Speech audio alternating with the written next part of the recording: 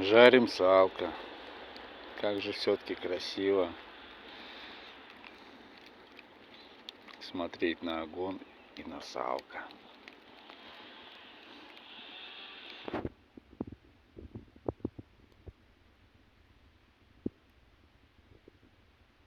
Хороший вид.